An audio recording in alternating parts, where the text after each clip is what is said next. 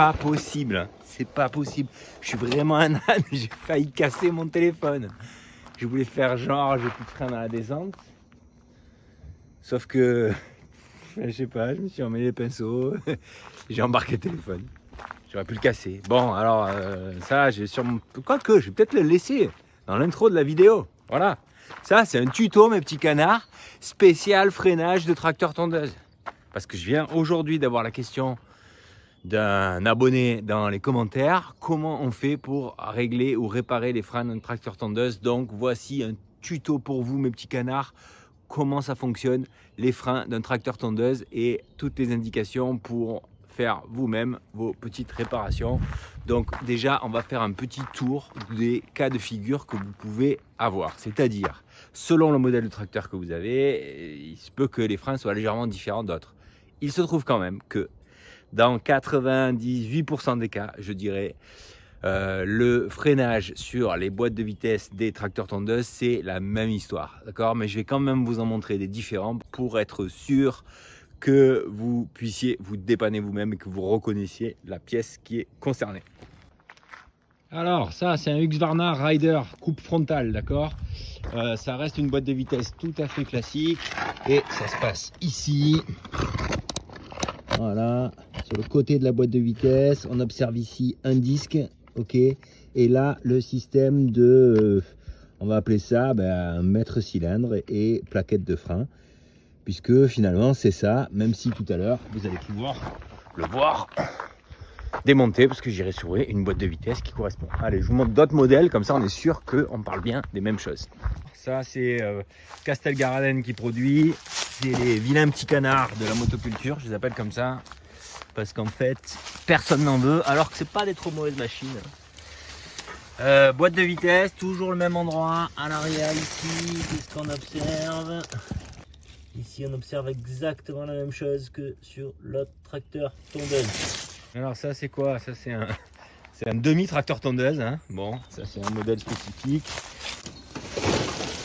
Supposé, hein. Voilà. Ça va être plus clair comme ça. Donc là, la particularité, c'est qu'il n'est pas à droite, mais il est à gauche. Mais enfin, ça revient au même. Ici, qu'est-ce qu'on a? On a toujours le même disque. Et ici, la commande, qui est ici, avec le ressort. Et ici, un petit écrou là, qui permet de régler la butée. Et tout ça est commandé en parallèle avec l'embrayage de la machine. Donc en fait, ici, on avait les paliers du moteur. Et en fait, cette commande-là, comme dans la plupart des cas d'ailleurs, c'est la même commande qui fait office d'embrayage et de frein. Okay. Ah là, on a un vieux tracteur tondeuse, marque White. Je galère hein, pour vous, hein. Je galère. Hein. J'ai intérêt de me mettre des likes. Bon, là, ici, là, même topo, la même pièce. Vous la reconnaissez? Hein, ici là. Donc globalement, ouch.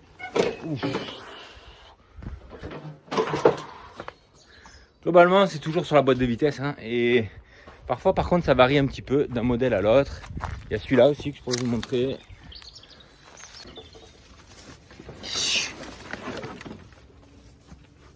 Ça c'est pas une boîte mécanique, c'est une boîte hydro, donc c'est intéressant, mais dans mon souvenir c'est la même histoire. Donc là on est de l'autre côté de la boîte, on est ici. Il est tout simplement dans l'autre sens. Alors, attendez, c'est un peu habilité par ici. Mais dans l'autre sens, on a quoi? On a la même patte avec les deux mêmes petits pistons, je dirais. Et le disque de frein qui est là. Ok. C'est dur hein, de faire des tutos. C'est dur. Hein. Et là, normalement, vous dites, mais qu'est-ce qu'il fait le mec avec tous ces tracteurs tondeuses dans le jardin? Ouais, je sais, j'ai un toc. Mais c'est pas nouveau, hein, ça fait des années que ça dure, donc c'est comme ça. On peut être un peu toqué. Ah, et là, qu'est-ce que j'ai ici? J'ai une jolie boîte de vitesse avec un exemple type de système de freinage. Donc on va se la sortir, celle-là. Ça va me permettre de vous montrer comment ça marche. Alors la limite de ce tuto, ça va être dès que vous arrivez sur des boîtes de vitesse, là pour le coup, bien plus haut de gamme. C'est en général des machines plus performantes. C'est des boîtes toutes hydrostatiques de la marque Turf Torque. C'est ça là, voilà. Ça c'est une marque, je sais pas trop si on va bien le voir, hein. C'est une marque américaine de boîtes de vitesse qu'on retrouve quand même relativement souvent sur des tracteurs tondeuses, particulièrement les hauts de gamme, hein. C'est souvent des K46, K56, K66, enfin dans mon souvenir c'est des références comme ça. Et là pour le coup on n'a pas de système de frein accessible. La réalité c'est que, alors je les ai jamais démontés, mais il y a 9 chances sur 10 que le disque de frein se trouve ici, là, à l'intérieur du carter, et qu'il soit en fait baigné dans l'huile. Ou que ce soit en tout cas l'hydrostatique de votre tracteur qui fasse le freinage. Et ça pour le coup, du coup, ça va être un peu plus difficile de vous dépanner facilement vous-même, parce que ces boîtes de vitesse là, quand ça commence à avoir des problèmes, ben en fait même les réparateurs, vous allez chez les réparateurs, ils vous disent tous ah non moi celle-là je les ouvre pas. Donc la seule chose qu'ils sont en mesure la plupart du temps de faire, c'est de vous proposer un échange standard sur une base neuve. Autant vous dire que la petite boîte qui est là, je crois que neuve, elle vaut plus de 1000 euros. Et elle équipe des petits tracteurs tondeuses. Donc, bon, c'est pas économiquement, c'est pas un truc qu'on peut faire. Voilà. On va se concentrer maintenant qu'on a vu un petit peu à quoi ça ressemblait et qu'on sait que ça ressemble la plupart du temps à ça. On va regarder comment ça fonctionne et je vais vous expliquer ce qu'il faut faire, mais surtout ce qu'il ne faut pas faire. Ok, on y va, mon petit canard. Vous y voyez bien là, c'est bon? Oh, je suis bien dans l'axe de la caméra. Ouais, c'est bon, c'est bon. Allez. Alors ça c'est la commande de frein. Ok. Cette commande là, quand elle est poussée par le levier qui provient de la pédale, qui est souvent encore une fois la même pédale qui fait office d'embrayage et de frein, d'accord, parce que sur la plupart des tracteurs tondeuses, soyons clairs, il n'y a qu'une seule pédale, on est d'accord. Et en fait, quand vous embrayez, vous freinez en même temps. C'est parfois dommage parce qu'on perd l'élan, mais c'est comme ça en tout cas que sont conçus ce genre de machines. Donc la commande, elle appuie sur cette patte, et cette patte, elle a une influence sur les deux petits pistons, on va appeler ça comme ça, qui sont derrière, que vous allez voir une fois démontés. Je commence par enlever ce ressort, qui est simplement un ressort pour faire revenir la commande. Voilà. Et là, on va commencer le démontage.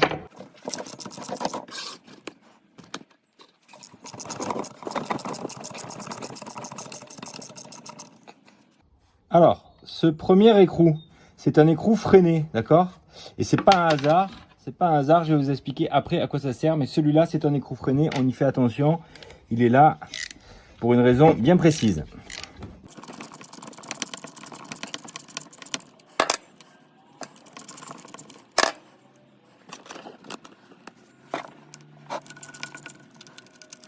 Donc cet écrou-là, il tient cette patte qui vient être, en fait faire une butée sur une rondelle qui est comme ça. On repère bien le sens de montage, d'accord. Et ici, on va pouvoir enlever la commande.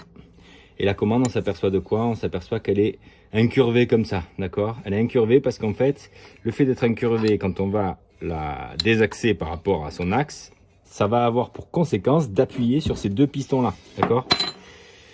Sur celui-là et celui-là en même temps. Ils sont relativement durs, j'arrive pas à les actionner à la main. Donc vous l'aurez compris, cette commande incurvée qui est comme ça, elle est bien dans l'axe avec les deux tétons qui sont ici. Et puis quand on la bouge, ça a pour conséquence, du fait des biseaux qui sont là, de venir appuyer sur les deux pistons qui sont là.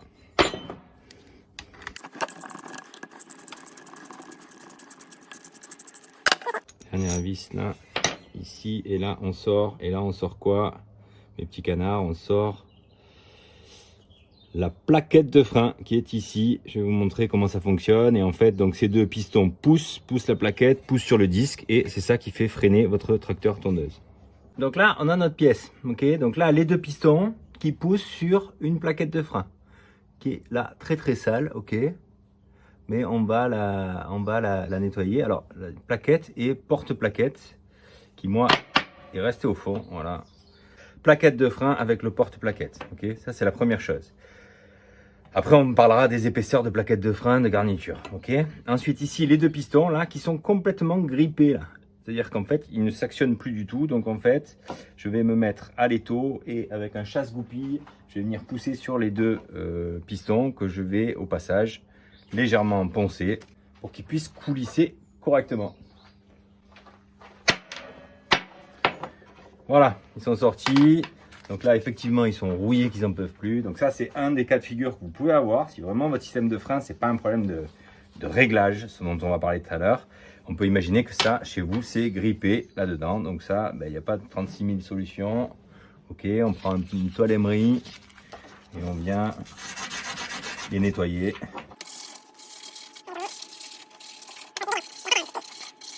On pourrait utiliser presque de la pâte à rôder les soupapes. Enfin bon. Voilà, là j'ai récupéré le fait que ça coulisse. Donc ça, je remets ça là. Ces plaquettes, on va les nettoyer parce qu'elles sont dans un état catastrophique. Et ben là, on la reconnaît un peu mieux. Hein. C'est de la garniture de frein.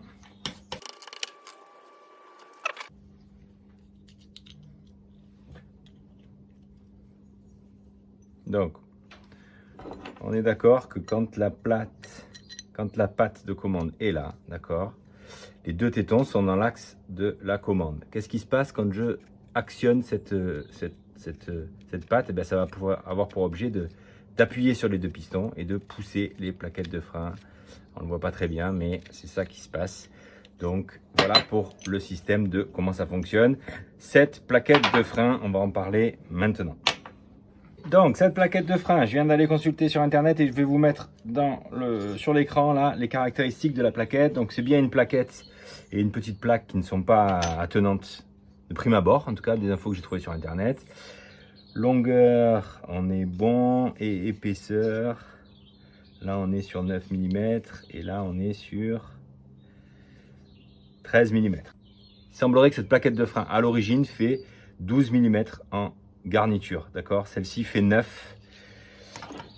J'en ai vu des plaquettes de frein bien plus fines que ça. Donc je pense que là on est encore bon pour que ce tracteur tondeuse puisse fonctionner avec cette garniture là, d'accord?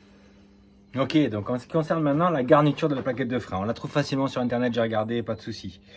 Évitez à mon avis les sites comme Mano Mano où clairement quand les mecs sont les seuls à vendre un article, ils vous le vendent 5, 10 fois, 30 fois le prix. Donc à moins d'être sûr de trouver la bonne référence au juste prix, allez quand même voir des spécialistes sur internet.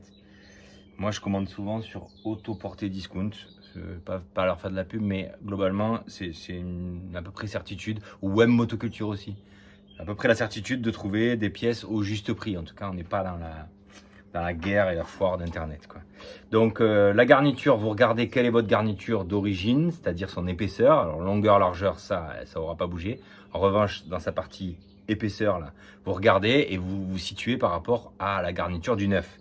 Si vous avez une garniture en neuf qui est à, je sais pas moi, 13 mm par exemple, et que vous êtes à 5 mm, bon, on peut commencer à se poser la question de se dire si ça freine pas, c'est peut-être à cause de ça.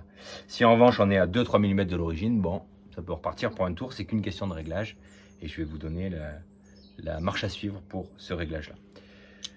Je remets tout ça, je remonte et je vous explique comment on fait pour régler les freins d'un tracteur tondeuse qui freine plus.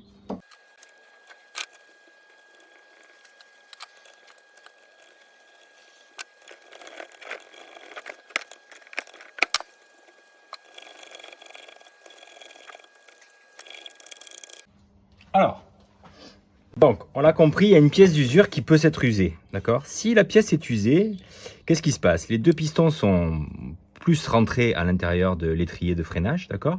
Et donc, cette patte, qu'est-ce qui va se passer? Eh ben, elle va avoir du jeu. C'est-à-dire qu'en fait, on va sentir que quand on la manipule, cette patte, sachant que la manipulation de cette patte, c'est vraiment très court, hein. Le freinage, c'est ça, d'accord? En fait, la course du freinage de ce type de frein, c'est ça, pas plus. Ok, donc en fait, si globalement vous êtes lâche, c'est-à-dire que quand vous la prenez à la main comme ça, et c'est pour ça qu'il faut au préalable avoir enlevé le ressort, hein, parce que si vous êtes freiné par le ressort, vous n'allez pas le sentir. Si vous la prenez comme ça et qu'elle est lâche, ça va pas être bon, ça veut dire que vos pistons sont à l'intérieur, la garniture est usée, donc qu'est-ce qu'il convient de faire? Il convient de serrer ici. On serre petit à petit jusqu'à essayer de retrouver un jeu qui soit minime, voilà. Mais néanmoins, il vous faut quand même un jeu, parce que si vous n'avez pas de jeu, ça veut dire que vous êtes en train, en permanence, d'appuyer sur le système de frein. Donc en permanence de freiner, donc vous allez perdre de l'efficacité sur votre tracteur tondeuse, et par-dessus tout, vous allez user les plaquettes de frein prématurément. Donc on se met comme ça, et on vient se mettre là, voilà, là j'ai un petit millimètre de jeu, c'est-à-dire que je sais que ma commande, elle est prête à appuyer sur les pistons, et elle est correctement réglée. Alors une fois que le jeu il est réglé, mes petits canards, c'est là que y a une erreur à ne pas commettre. On a la tringlerie qui vient ici, là, qui en général est figée par un écrou au bout avec un ressort qui permet de l'actionner. Alors peut-être que le ressort là, il serait plutôt de ce côté-là. Ok. Quand on actionne la tringlerie, qu'est-ce qui se passe? On appuie sur la pédale. En réalité, ça va pousser, et c'est le ressort qui est de ce côté-là qui va venir se mettre en compression sur le levier. Pourquoi est-ce qu'il y a un ressort et c'est pas la tringle toute simple avec deux contre-écrous qui la bloquent? C'est pour pas casser, parce que les acharnés de la pédale que peut-être vous êtes, particulièrement quand vous êtes en course, à la 36e heure des 24 heures du Mans, qui durent que 24 heures, mais bon, bref, vous m'avez compris. Quand vous allez appuyer comme un cochon dessus, il faut pas non plus casser, donc c'est pour ça qu'en fait la commande qui appuie réellement, c'est un ressort. Le ressort, il fait quoi? Il exerce une pression sur la patte. Ok. Néanmoins, il faut que votre tracteur tondeuse qui est à l'arrêt et la pédale de frein non enfoncée, donc vous êtes en mode il devrait pouvoir faire de la roue libre, il ne faut pas que votre ressort vienne appuyer là-dessus. Donc en fait, il faut régler ça pour que au neutre, c'est-à-dire pédale non appuyée, votre ressort soit pas très loin de la patte, mais pas en pression sur la patte. Pour que, voilà. Et quand vous allez appuyer sur la pédale, du coup, pas trop loin pour que le ressort tout de suite exerce une pression sur l'appareil qui va permettre de freiner. C'est là que c'est un peu délicat le système de freinage, parce qu'en fait, toute cette partie-là, là, qui est en amont du disque de la garniture et de la plaquette de frein, il convient de la graisser, d'accord? Les pistons et cette petite patte, si globalement tout ça c'est un petit peu graissé, c'est mieux. Maintenant attention évidemment de ne pas mettre de la graisse ni sur le disque ni sur la garniture, parce que sinon vous allez perdre de l'efficacité. Surtout au bout de la ligne droite des 24 heures du Mans, parce que là on arrive quand même à 330 km/h. Et il ne faudrait pas avoir un problème avec son tracteur tondeuse. Donc voilà, cette partie-là bien graissée, l'autre partie pas graissée. Ici, le petit jeu hyper important. Votre commande qui est prête à appuyer. Donc ça, vous faites des essais. Vous faites appuyer la pédale par quelqu'un et vous regardez, vous observez à quel niveau vous êtes. En tout cas, il y a une chose est sûre, et c'est le piège dans lequel il ne faut pas tomber, c'est que cette tringlerie qui vient se fixer sur cette patte là, elle a souvent un écrou. Cet écrou, il permet de venir régler et d'ajuster le réglage pour être sûr que le ressort soit pas très loin, en tout cas que la commande soit prête à être actionnée, d'accord? Mais cet écrou là, c'est qui est souvent un écrou freiné aussi, c'est pas du tout un écrou de réglage des freins et il faut pas y toucher. C'est-à-dire qu'il y a une position pour que ça freine, mais c'est pas ça qui fait qu'après votre freinage il va être mordant ou pas mordant. Ce qui va donner du mordant à votre freinage, c'est cet écrou là.